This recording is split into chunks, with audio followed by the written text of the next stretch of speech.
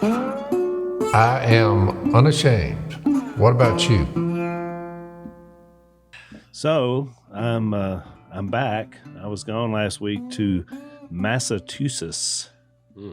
Massachusetts. I've never been to Massachusetts. It was my first time, and it was so funny because some of the listeners sent in a note because I mentioned that I was going to be there.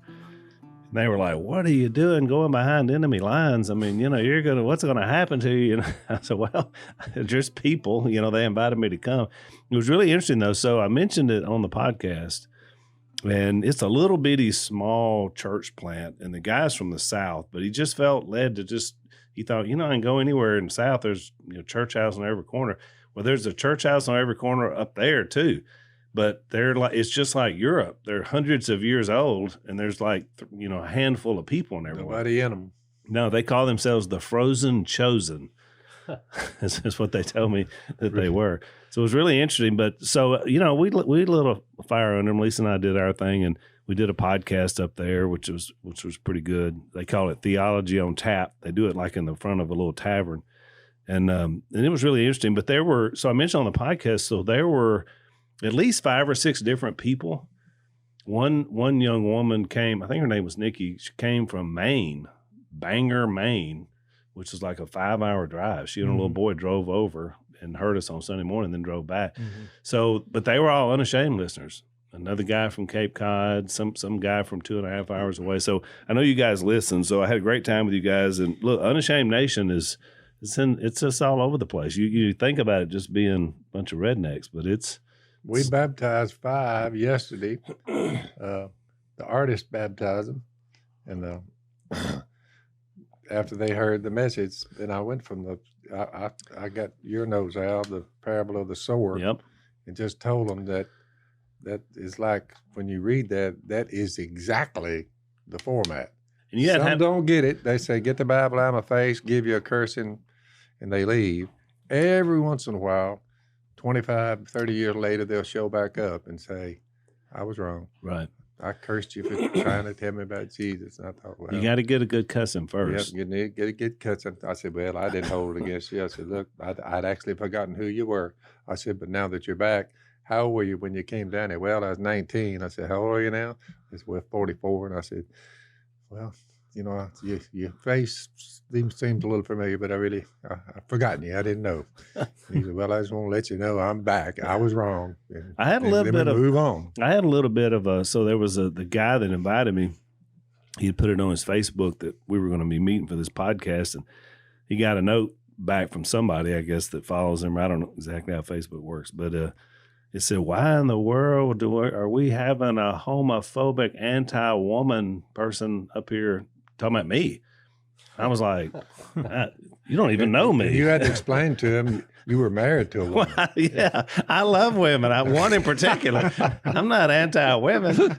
Good grief. And anti-woman. Homophobic. They didn't call me a racist, so I guess that was, at least they left that off. For all you men out there that try to convince me that you're a woman, I'm not anti you. I'm just saying you're a bit confused with biology.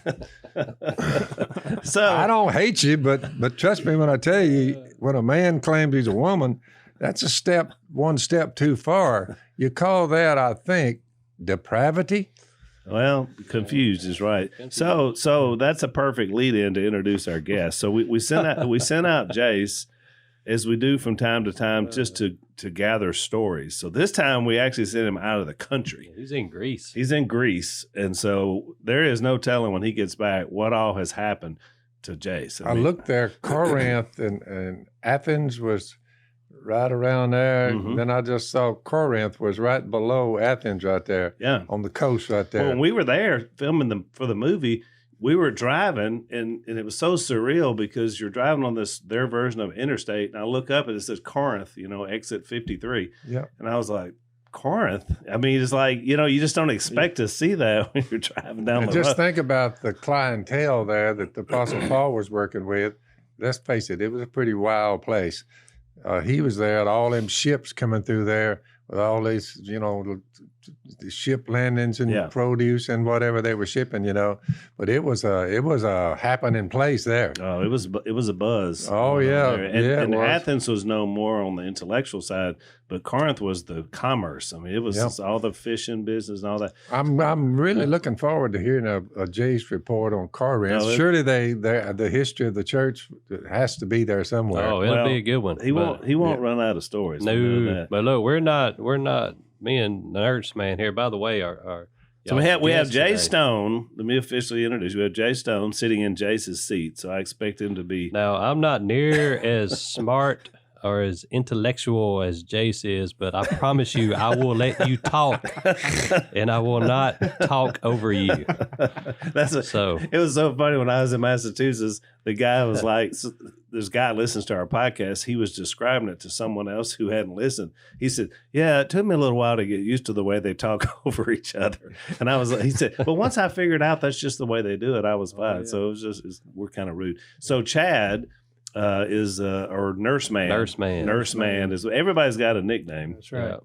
or a last name. So Chad, you're Nurse Man. Nurse Man. Because you are a nurse, Nurse practitioner. nurse practitioner, and so every entourage has to have a certain skill sets, right, Dad? I mean, if you're going to have people around, Well, the way we view it in 1750 through about 1800 along in there, when they were selling the country, if you had the particular skill set that Chad has right now, yep, you made no bones about it. You're a doctor.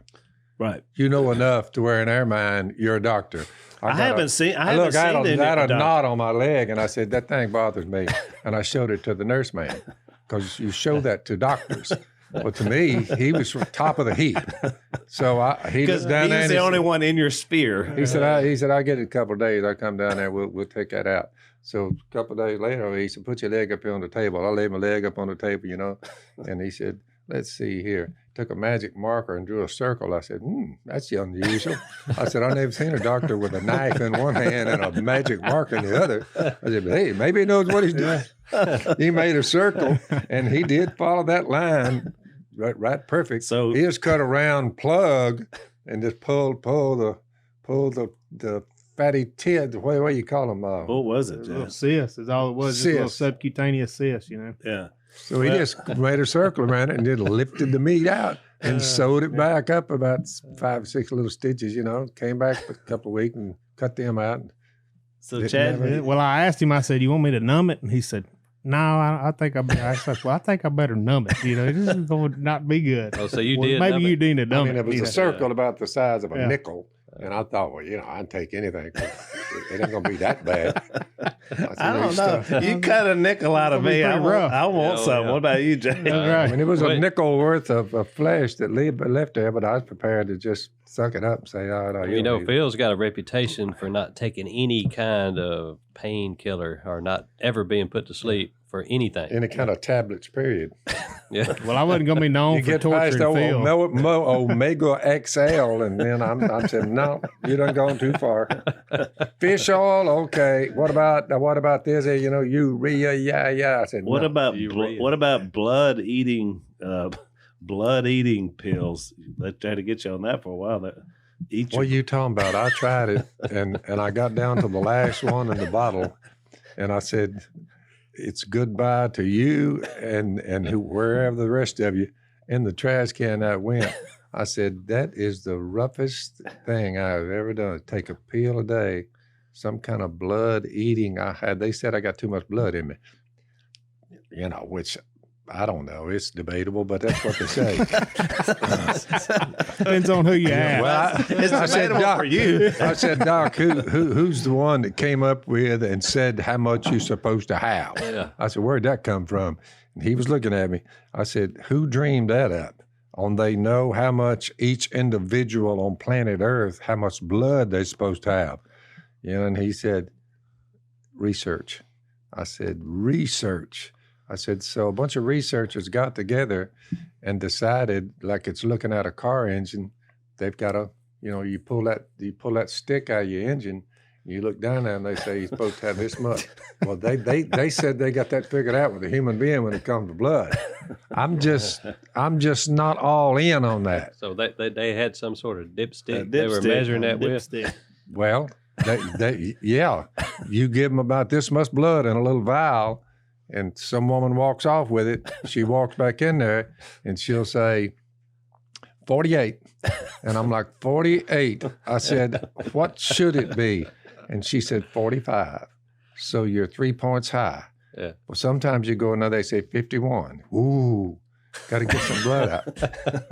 I said, well, people in the Himalaya mountains and Eskimos, they have more blood than us, right? How do they get more blood and they're still Cadillacing? And they said, well, higher elevation. They said, your problem is you're not an Eskimo and you don't live in the Himalayas. Yeah. Do you know what those numbers mean, Chad? Oh, yeah. What do they mean? I'm following him, but, What is that 48, the level? What? That's at your hematocrit. They go off your hemoglobin and your hematocrit depending on how much you got in your body. And if you got too much, on average, the world average, I guess, is what they're looking at, 12 to 14. Well, if you got around 15 to 17, some people got to get it drawed off. So my question was, what if I don't do anything, especially take these pills? What if I don't do anything? Well, they say it's risk for, heart attack or strokes, too thick, Which would a thicken little your big heart. 13% higher chance. And you're not exactly a heart healthy eater. I would think I am. I eat deer, and I eat chicken, and like Clint Eastwood before me, fried. So, Chad, I got to know. So you've had patients, because you at one time you worked at 2 different hospitals, and so you see a lot of people. So where does a person like Dad? How does he fit into? You see people every day with illnesses, and obviously they're coming in. You do a lot of ER stuff, so a lot of it's trauma stuff. But how does Dad rate on a patient scale of? I'm 75. So what about 75? Just in general, people like Phil just come in dead. They just don't go nowhere until they die. They come in. Okay, what do you do? And you've seen a few, right? That they're not going to come in. You can't tell them. You couldn't tell them that there was something wrong with them or they was dying if a car hit them. They wouldn't listen to you. I've always thought that was the case, but I had to hear it from a medical person. Confirmation. I just have numerous, but there's a few Bible texts that says 70 if you're lucky, and 80 if you have the strength. And you're 75. I'm 75. Right. So someone says, well, you better start taking all this medicine because if you don't, you're going to die. I said, oh, let me give you a news flash. I'm 75. Yeah. I'm going to die physically. I said, I'm more into the resurrection of the dead than the doctor's pills. They said, well, this here keep you alive and, a long time. I'm like, not that much longer. I said, I'm 75. I said, my day is coming up probably a little quicker than a 65, 55, 45, 25, or somebody 5. So the bottom line is physical death without the resurrection. I say this with all sincerity. I have nothing wrong with the medical profession, but me personally, I trust the God of the Bible more than I do the medical profession. Yeah, my hands, I feel like are in his hands, right? Not theirs. And I feel the same way, and I always have. That was my approach to the pandemic. I was like, okay, I'll try to do. I want to protect people, and I don't want old people to get sick and die if they don't, are worried about it. But I never was worried. I didn't worry about any of it. I didn't spend 1 minute. I sit here at 75. You say, did you wake up this morning and have any kind of headache, cold? Ache, a backache, a pain in your... No, absolutely none. There you go. So, I'm 75. You say, well, how long will you go? I said, I don't know. But if I made it this far with very few pills taken... You're not going to change it, right? I'm just thinking, why not just ride it on out? You're just like Mom. Yeah. Let's take a break. So I was mentioning my recent trip to Massachusetts, which is a very blue state. So I definitely saw a lot more left-wingers than I normally see, which is kind of interesting because as a conservative person, I kind of like going in, seeing, how they operate. And of course, we were there on Columbus Day, and some woman came by and screaming out of the car, "Happy Indigenous People Day," just up and down. And I was like, all right, whatever. Yeah, okay. So sometimes you have to go with it. So one of our sponsors is a company called Patriot Mobile. And what's interesting about them is that, they're obviously, they are a phone carrier, but they're a conservative company, and you just don't see many of those in this world because there's some big conglomerates. But boy, they fund a lot of things that we don't like, and so they call themselves the only Christian conservative wireless provider, which is pretty good. So they're going to support the things that we support. And so if you're thinking about a change, looking for a change, they're definitely ones you want to check out because they share your values. Go to patriotmobile.com/Phil, or you can call them at 972-PATRIOT. Get free activation with the offer code Phil, and they always have special discounts for veterans and first responders. So patriotmobile.com/Phil, or you can call them 972-PATRIOT. Check these guys out. Because Mom never takes pills, right, Dad? Yeah, what are you talking about? He's a walking pharmaceutical. So Jay, tell our audience. And it was interesting the way that Chad got here, because I will say this. Oh yeah, Chad. I mean, he is not a one-trick pony. No. No. The medical side is just a bonus. I mean, this man can do a lot of different That's things, right? right. So Well, tell how he got here. It's good that he is medically trained because our hunting crew, as they say, is getting long in the tooth.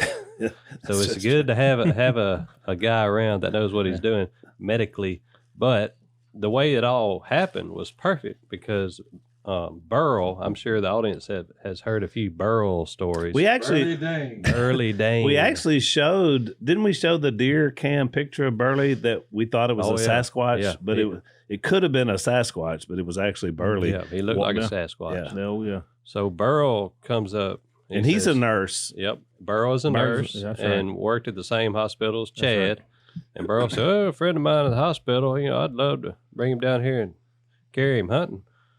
And we're real skeptical of when Burley wants to bring somebody hunting because the odds of that human being, I would say, safe with a shotgun is what we're looking for is not 50-50. And not many people will hunt with us. I mean, it's just kind of our little sanctuary. You got to be vetted.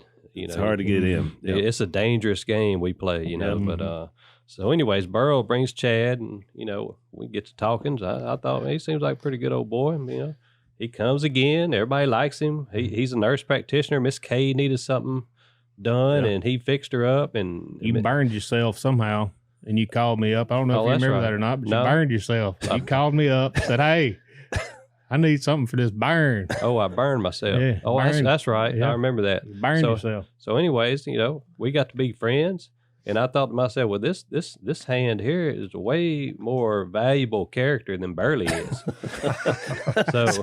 So Burley brings him, and then Chad has replaced Burley now as our medical guy. And now Burley's only here part time too. That's right. Burley lives in Colorado, and he comes during hunting season. And but me and Chad, we're just regular run of the mill, hard working, God fearing country boys, and we love to get out, work the land, and sow seeds. Yeah, and a lot of sowing. We like to watch the deer herd grow. We're trying to manage the deer herd. It's been about 4 years in the making now. Things are looking up. He passed on an 8-point this morning to shoot Phil, a little doe. I had orders from headquarters this morning to get some meat. That's it. We call that the deer tithe. That's right. You always they've done a great job but I was wondering at some point back in the past, I said, when are these younger bucks going to step up and help me out with all the? You were the complete land manager for the first 20 plus years. The food aspect. Yep. If you're going to have a bunch of property and you're a hunter, you come up with stuff that deer like to eat. Yep. Or squirrels or ducks. So you've got the food regime right on what you're going to plant. A lot of things, the Almighty plants it. So you look at it and you say, good night. That's springletop. That's smartweed. Mhm. You know, that's nutsaid. That's ducks eat that. Deer like that. So you have to ascertain what you want to add to that to help the food situation for everybody involved over there. Coons got to eat like all the rest of them. So it said from coon to squirrels to ducks to deer, you know, whatever. Coyotes, hogs, you like which one we're going to feed, which one we call the undesirables. So the food regime, then the duck blind regime or deer stand. I mean, you look at the deer stands and the duck blinds over 1,600 acres. I mean, it's a lot of work to get all them put in the right spots. Food plots are not food plots, and feeders, and you know, coon-proof feeders. We got some of them. You know, coons are trying to. One of them the other day on that one that Phyllis and Tony hunted. She said the coons tried everything they could to get over in that deer feeder. She said, we know that feed's there, we just can't get in there. So somebody had a master stroke and built a thing that a coon can't get in. Well, that's good luck. Yeah. Finally, a coon got out there and got on a limb, on a tree over there above it, but the limb started giving way on him before he got out on the end of it. He falls and hits the ground. He's like, no, can't get in it from the top. Well, that's but good to know it's working. That's right. Well, and I mean, you're right, Dad. But they helped me with all these. They food with the deer side of it. Well, and for all those years, duck food. For all those years, it was mainly just ducks for you and us. Yep. And then Jay has kind of ushered in, and now with Chad helping with the whole deer management side of it. So it's, I mean, what would you say is the state of our property now? Oh, I mean, I would say it's a paradise. Mm-hmm. Yeah. It's a paradise. Everything looks really good. What all did you plant? What all was planted this year? Well, you planted rice for ducks, for everything. Yeah. For ducks, it's a pretty cool story. We had rice flown in with an airplane and 2 inches of backwater. And I'm talking to my buddy Brad, who's a farmer up in Arkansas. He step by step. Rice farmer. Here's what you do. Here's what you do. So I followed it to a T. We had the rice flown in, 2 inches of backwater. Well, we got Phil. It came up with the scheme to pump the water out there. The only way we could get it out was to back that tractor down there and pump it out because the silt had got so bad over the years. The only way to get it out is pump it out. So we got the water off of it just in time, and a week later, we went out there, and I said, good night, look at that. That's the prettiest crop of rice I've ever seen in my life. But unbeknownst to us, it was spangletop. It was not rice. It was natural. But it only came up where he dropped the rice out of the airplane. So we thought it was rice. Yeah. In other words, you just get water within this far of the mud. Yeah. Well, I go down and pump it, and I'd go check after every night. It's about the fourth night I went up there to get that 2 inches out of there. I just kept pumping. We had to dig a hole, that old Pungo pump back in the back of a tractor. Finally, I saw mud and saw more mud. I said, it's about 65 to 70% silt, mud, muck. And I said, the rest of it's a little bit pools of water here and there. Stone said, that'll do it. I think a lot of it was rice, but we didn't realize the wrath that was coming up on us. And you can tell that story. Well, and also we had the prettiest stand of Japanese millet down that pipeline you've ever seen. From one end to the other, solid millet. Is that something you plant as well? Yes, we planted that with the track side by side with a broadcaster on the back of it. We planted that in the muck. So when you plant something in the muck, you don't have to fertilize it. It's rich, fertile soil, and it comes up really fast. So a lot of moisture. So 3 days go by. I go back out there to check it, and it ain't there. That millet. He saw it when it was this high. Mm-hmm. Yep. Just he's showing, for those of you who listen, that's about 3 or 4 inches he was showing. Yeah. Yeah. So I go out there and check it. No, Dan calls me and says, you planted your millet too thick. It's gone. I said, do what? He said, is it gone? Yeah, he said, it's gone. It too thick. You get it too thick, so much of it comes up. It's too tight. Too thick. Too thick. So I'm like, no. I said, where? I said, is it yellow, brown? What is it? He said, no, it's gone. Like, it's gone. I said, you see any army worms? He's like, oh, we didn't look for army worms. So I get in the truck, run out there. I look on the ground. I see 2 of them crawling, holes everywhere. The army worms ate, 25 acres in 3 days Good grief. during the rains. So all that crop gone. So Speaking of regimes, somebody just fired up something outside. Is that Red? That's Jimmy Red Gibson, who's one of I was the. fixing to say, what in the world is that? Somebody running a He's one of the chainsaw. Well, he had a cigarette hanging out of his mouth. He was working on that axle. Well, he and made the cut because he has a skill set. Got to have a skill set for everything. He can drive a bulldozer, a track hoe. He can put axles in 4-wheelers in 15 minutes. which is what he was doing out there. He put an axle out. I said, Red got a couple of axles. One of them axles was going. I said, put one in there. So he went out there, and I saw him all go. He's a man of many talents. Yeah, he's like Red. He's ironically Mechanic, heavy equipment operator, somewhat of a philosopher. But if you drove by his house, you would not stop and say, I think I'll just walk in there and tell him who. No. You wouldn't slow down. You speed up. Speed up. Let's take another break. So we talk a lot on this podcast about sleep, mainly because Jase loves to sleep, but he doesn't sleep a lot. He says he only sleeps about 5 hours, but then Missy loves, she. Every time I go over there, he's asleep. Exactly. And he says he only sleeps 5 hours at night, but I think he's sleeping during the day. During the day. I think that's what's happening. He's a day sleeper when he's not doing his. I've just thought of the unmerciful idea of watching the stock market for hours every day.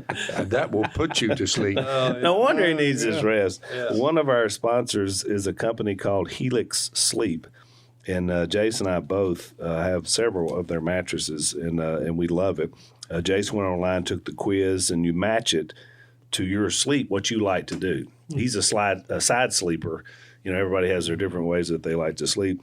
We really love it. And so we want you to check these guys out. Go to Helix, HELIX, sleep.com/unashamed, and you're going to take a 2-minute sleep quiz. They'll match you to your customized mattress. They have a 10-year warranty. You get to try it for 100 nights, risk-free, so that's a third of a year, but you're going to love it. And they'll pick it up if you don't love it. Helix is offering up to $200 off all mattress orders and 2 free pillows for our listeners, Unashamed, at helixsleep.com/unashamed. That's helixsleep.com/unashamed. $200 off and free pillows. Well, he's like the Red on Shawshank Redemption. He's a man who knows how to get things. Oh, yeah. Oh, he knows how to get things. All right. It's turning loose. The only problem is they ain't his. But Other you say, well, how do you people's get a things. man to be that, to do all of the work where he put that axle in a while ago. Well, if you'd had to take it up there to the 4-wheeler place and all that, for an axle, probably, $600, $700, $800, something, whatever, to replace that. But I walked by and gave him a little check there, Yep. because he's the one down there. We're making a new duck hole. You haven't seen that yet, Al. Mm-mm. We actually made 2 of them. One of them's on a little slough, the Twin Oaks duck hole. It's a new one, brand new. We just thinned out a little timber along the edge of a little creek. We're going to dam it up. It's already got the dump on it and all that. We're going to flood that. Last year I saw it. I've been seeing it the last 4 or 5 years. Just wood ducks by the scads, just loaded up. So it's a wood duck spot. The other one, we're trying to get for big ducks. We're cleaning out all the thin brush and all that old thick brush, undesirables, privets, swamp, plants. We're doing them and where we just leave big timber where grass are growing there. So that's part of the sowing. Well, it's planting. it's a beautiful thing. Big trees, big virgin timber. We're copying what I saw 53 years ago, north of here, about 50 miles. My brother and I, me and Tommy, walked out there we were Louisiana Tech students. And we asked some old guy where the ducks were, and he said up on the prairie. And we found out later that the Germans came in and cut them trees for whiskey barrels, put them on barges, went all the way down through Jonesville and come in to Chaffalaya. They came up that way to get all the way up here. back in the 30s. Hmm. That's when they cut that. But they cut it and they spaced out them trees. And when we pulled up there with 10,000 ducks just raining down on that thing, it was at Sprangle Top. Water was about that deep, 8 inches deep. And I said, this looked like it's illegal to hunt here. I said, good night. It probably is now. Yeah, it is. Now you can't set foot on it. Wherever you kill a bunch of ducks, the government shuts it down. It's the government, boys. Oh, yeah. The government bought it. So I'm trying to recreate that same image with the scattered overcup, with the scattered oak. Yeah. So we're taking out all them things, and I'm going to make a place. It's about probably 25, 30 acres in the middle of the woods. The Sprangle Top will come up on its own.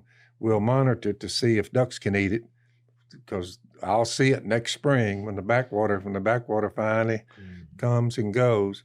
We'll look out there, and whatever the Almighty planted, if ducks can eat it, we'll leave it. Right. If it's undesirables and not duck food, we'll disc it up and plant something that ducks eat. So, well, we got a pretty good food regime going this year. But so going back to the army worms, so the army worms decimated everything that we planted for ducks, decimated it. So almost overnight. Has that ever happened 3 before? days. Yeah, they've got us before. Okay. But yeah. Phil had a bunch of corn get I had a cornfield, and I checked it two to 3 days later, see how my corn was doing. Had a little rain. We pulled up there, and the guy that planted it with me, we looked, and it was just a bare field. Well, when we left it, it was about 8 inches tall. The corn. So I said, "Is this the spot we planted the corn?" He said, "This is the spot." I said, "Well, the last time 3 days ago, this was solid corn from one end to the other. It was a pretty good sized swath there." And I thought, where'd the corn go? I said, surely the deer didn't eat every stalk. I mean, it wasn't like 3 stalks on the head. No, it was obliterated. Yep. Right. Gone. So we got out there, and the guy, his dad was a farmer, and he went out there and scratched around in the dirt, and he come back and he showed me them army worms. He said, "Army worms."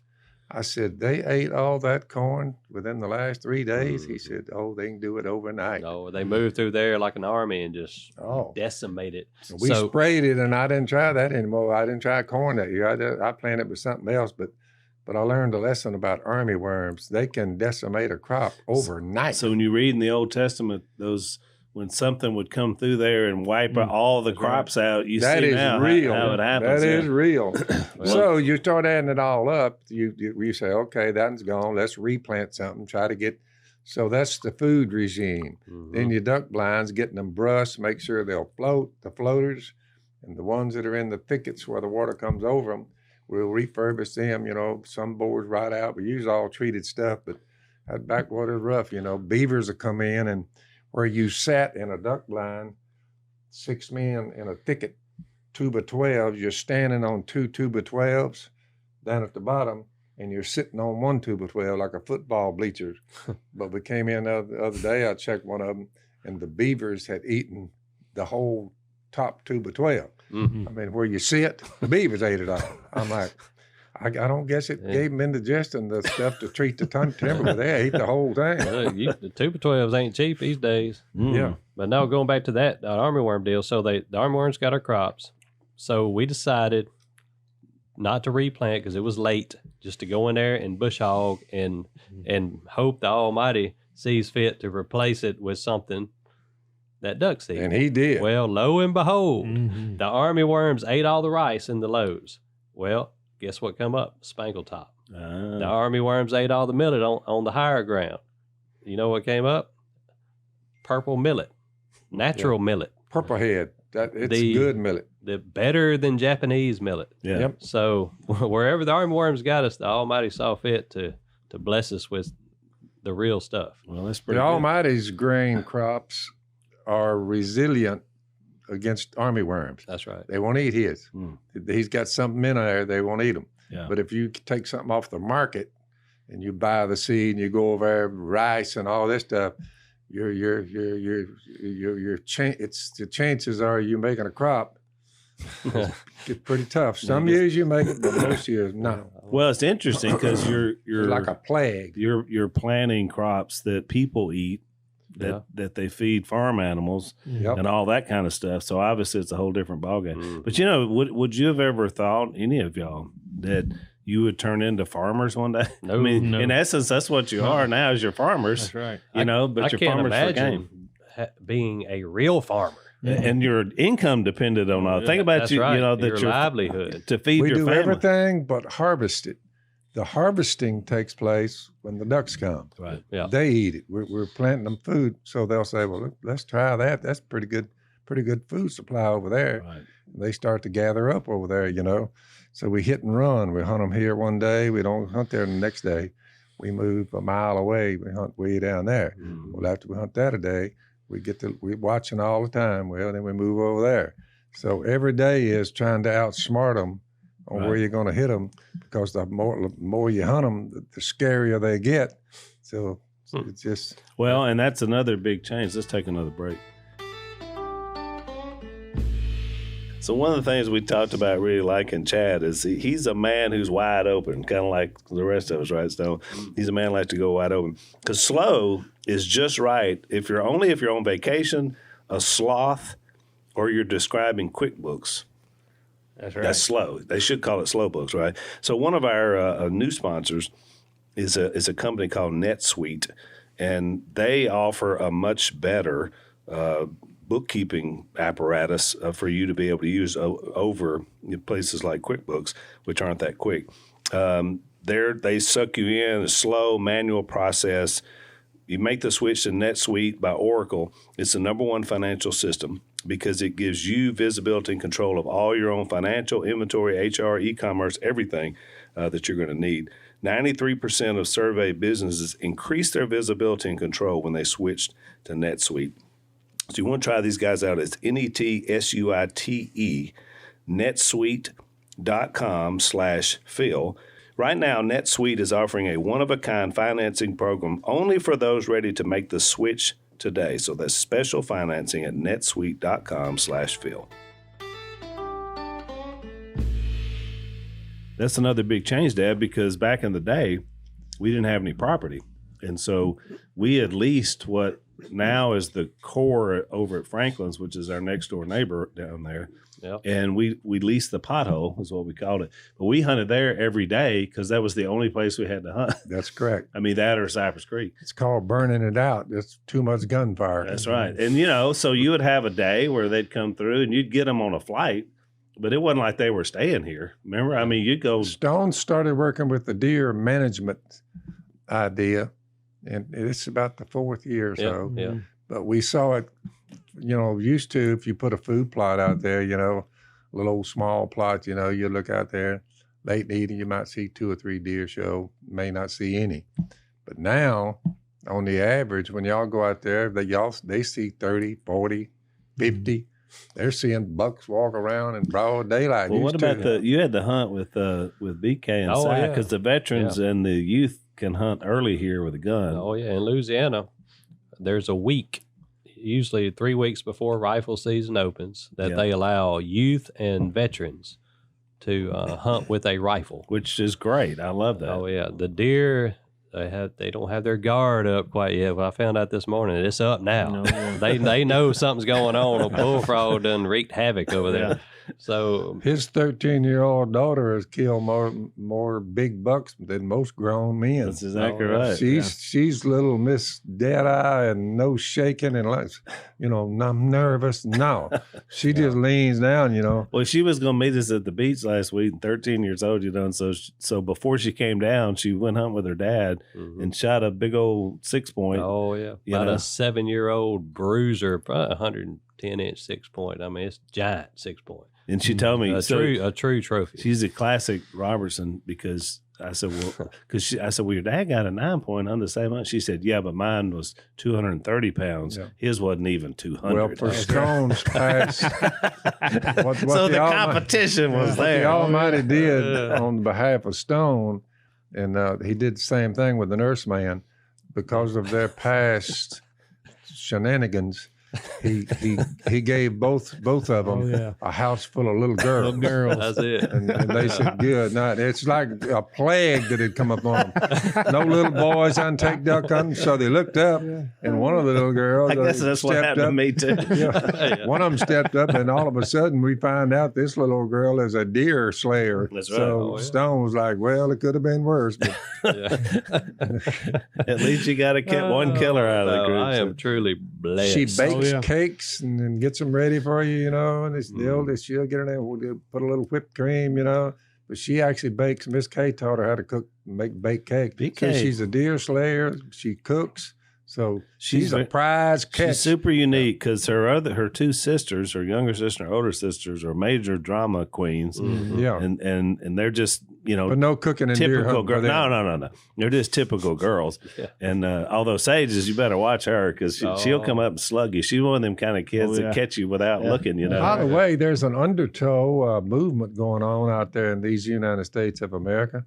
They've tried everything else, but they finally reached down into the hunting world.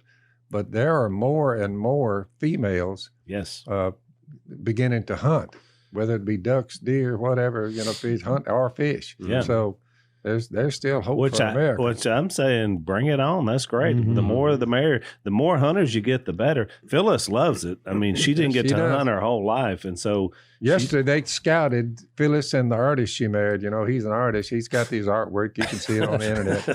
But, TonyThomasArt.com. Yeah, they just sat there and they said they just watched and the deer came right out and they were the one telling me about the coons. She said one skunk and one coon played around out there for a couple hours, you know, but then a few deer showed up. So they came back all excited, you know, like, boy, I tell you what, old Stone put us on a hot hole. And again, it's a classic Robertson woman because she told me, she said, I mean, the last time they were talking about going hunting, she was just chewing Tony out about being too noisy in the blind. And she was like, if you can't be quiet, just stay home. Yeah. And I was like, well, there you go. That sounds like a Robertson. Well, that's what it's about for me. You know, our families, our wives get together and they have a good time together. Our kids, they play good together. But when I come down here, you know, I do get away from the hospital, but also, you know, you get in the woods, but you're around guys where, you know, the Bible says iron sharpens iron. That's right. And to me, you know, seeing these Bible studies and seeing how engulfed in the word that y'all are, it's an inspiration to me to, you know, try to better myself as a Christian father and a Christian man and to do better for myself and for my family.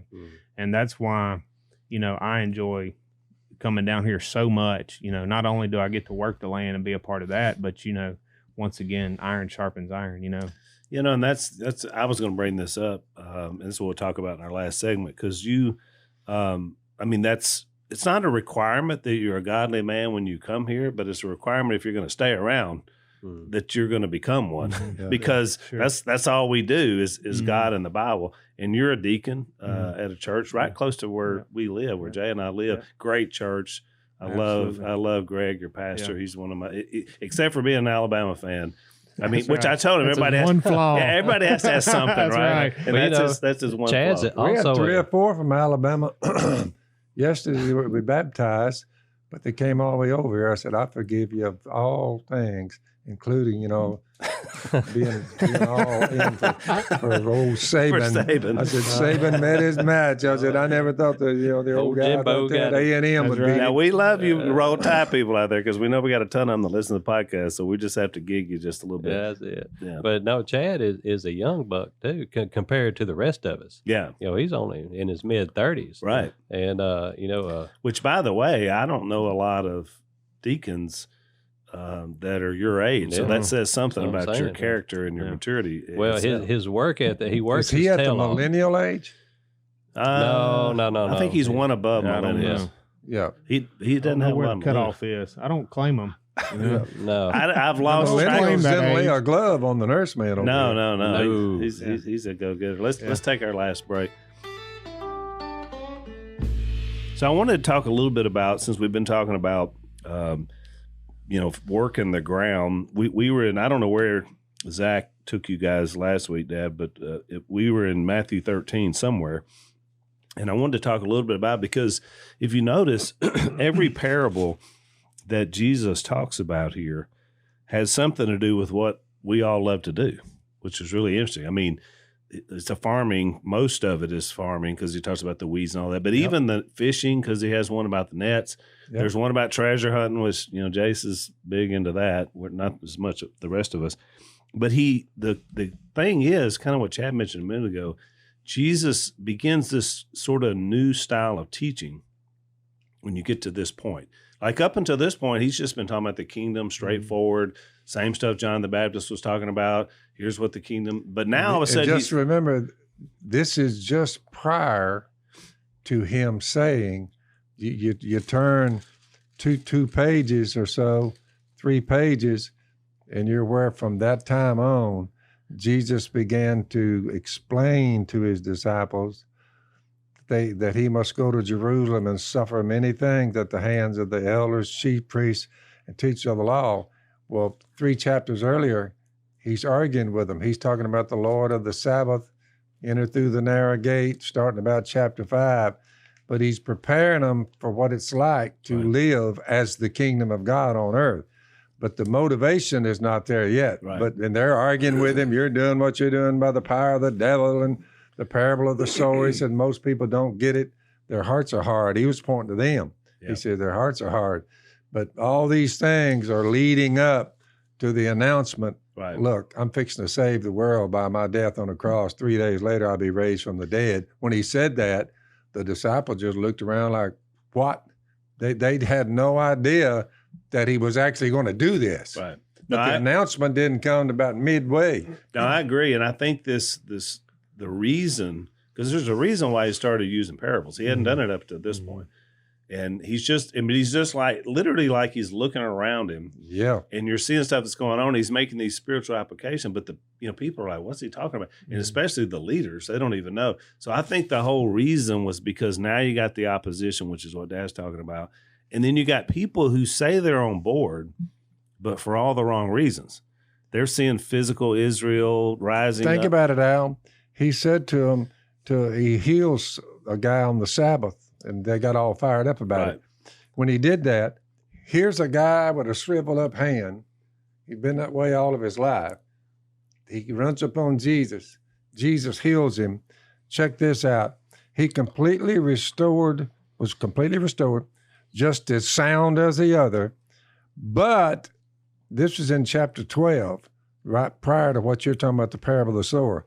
But the Pharisees went out and plotted how they may kill Jesus. You're like, are they ever missing it? Yeah. But not realizing that by them killing him, which they did, it saves the world, including them, if they would repent, like in the book of Acts, said, you killed the author of life. And they're like, oh my goodness, what are we going to do? They were cut to the heart. You mean by murdering him, it was going to save us? Peter said, now you got it. Right. They were just devastated. Yeah. And about 3,000 were baptized that day, and the kingdom started. It's an amazing story. It ended up the ante. And then I even think that last little bit he adds in there, Matthew does about his family, shows you how much opposition he was really facing at this point. Because even his own family didn't get it. They were like, they thought even miracles wouldn't work. No. In fact, it hadn't worked, and he's fixing to go through a whole series in the next chapter where he talks about how these, places that should have been listening to him, but the hearts were bad. And so I think that's the purpose of the parable, is to get to the hearts. And it's interesting because in the parable of the sower, that's exactly what you're looking at, is different hearts. Soil. I've watched it for the last 50 years, presenting the gospel, and all I'm doing is waiting on the response to see what it's going to be. Most of them, when they hear the message about the kingdom and they don't understand it, the evil one comes and snatches away what was sown in their heart.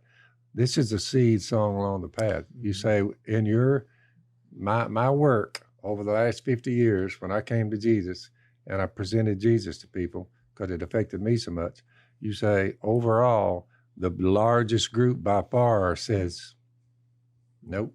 Yep. A few trickle back and say, my bad, I was mad at you when you whooped out your Bible here in the middle of nowhere down there. But now you were right. So what happens, Jay, when some seed winds up on the road? If I don't run that harrow, get over that seed and cover it up, and we've all seen it, a swarm of birds descend on it. Oh, yeah. And they will get every bit of it. So do not broadcast your seed without covering it up. That's exactly right. Which is his point. He uses that as the snatch away. It never gets a chance to even grow at all. Right. You put it, and we don't have a problem on planting on rocks, but we do have with a lot of kind of different water regimes. But that second person is rocky places. The man who hears the word once receives it with joy. Good night. That's it. I can get out of here alive. Mm-hmm. But since he has no root, the seeds are in the wrong spot. It lasts only a short time. When trouble or persecution comes, like what happened to me here 4 or 5 years ago, national news, some guy said, do you believe homosexual behavior is a sin? I quoted a verse that said it was. Don't be deceived, 1 Corinthians 6, 9, and 10. But I didn't give him 1 Corinthians 6, 9, and 10. I just quoted it. Don't be deceived. And I answered the guy's question. Well, you'd have thought if they did the same thing to me that they're doing right now to Gruden, just attack him and no matter what, attack him. So sinners begin to attack other sinners and they pass judgment on each other, and it's just a free-for-all. Everybody accusing everybody else of sinning. And you say, well, you ever done a little sinning in your life? Yeah, but I mean, it wasn't as bad as that, and there you go. You were actually the original cancel attempt. Yeah, they cancel culture. Cancel. It hadn't quite gotten going. They good. cursed me and treated me like a dog, and I was sitting there thinking, the guy asked me a question. I just quoted him a Bible verse, but it took this bunch in America, the news media, 3 weeks to figure out it was a Bible verse. You lost a lot of sleep over it too, didn't you? Yeah. No. I just thought, well, I just love them and move on. Don't hold it against What's them. interesting is that anytime, like, if someone's wanting to do a hip piece about you or the family, that's what they lead with. Even now, all these years later, it's like, oh well, this guy. Even the little bit I got in Massachusetts was just because I'm your son, because they don't know anything about me. If you know Jesus what I'm saying? performed, they don't know anything personally about me. If Jesus performed miracles and healings, and they still hated his guts and were trying to kill him, I said, why would I want to rise up and try to make a big... The guy asked me a question. I gave him a Bible verse that answers the question, and I moved on. And I didn't go back. I never looked back at that. I said, well, they got sponsors that were sponsoring us, They axed them, Right. They tried their best to shut us down. But we just moved forward and said, Jesus number one, So the third one is obviously the stuff that comes up around it, chokes it out, and is compared to the lot of that wealth or anything really that gets in the way. Wealth or trials. The That's seeds exactly are right. choked out. Yeah, we see that. We see it when that undesirables come up in there. Stone. And you're trying to kill that off, but keep your good stuff, We right? don't want coffee beans, but we do want millet. So That's right. what about it? And I said, well, spray it or whatever, but I don't like that spray. I don't trust it, Yeah. So Stone said, well, we'll just bush hog the whole mess.